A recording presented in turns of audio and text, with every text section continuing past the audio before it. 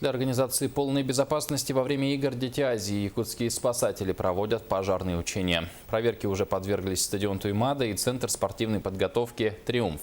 Сегодня испытание псевдоогнем прошел спорткомплекс «Дахсун». Готов ли стадион безопасно встретить игры, расскажет Виталий Абрамов.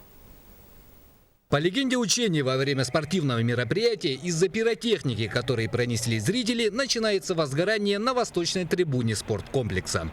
По сигналу тревоги персонал объекта начинает немедленную эвакуацию зрителей, а это более 1000 человек.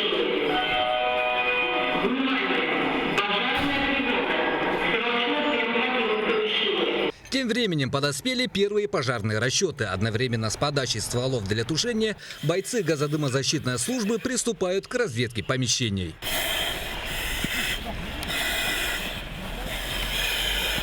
Во время локализации очага возгорания поступает сигнал от 2 гражданских на крыше здания. Для скорой их эвакуации решено применить автолестницу. При проведении подобных учений на практике изучается характеристика объекта, состояние источников водоснабжения и состояние подъездных путей. Пропускная способность очень большая. У нас футбольное поле, тренажерный зал, теннисный зал, тир по полевой стрельбе, тир по стрельбе из лука. И трибуна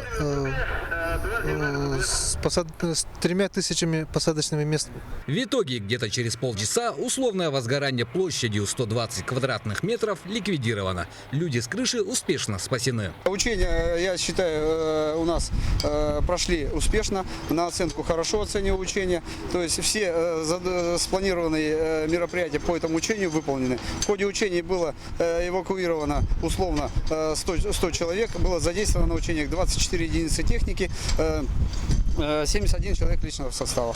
Такие тренировки призваны еще раз проверить готовность огнеборцев к ликвидации возможных пожаров на объектах с массовым пребыванием людей, детально рассмотреть особенности зданий и отработать на практике план эвакуации объектов. Виталий Абрамов, Георгий Григорьев, НВК Саха, Якутск.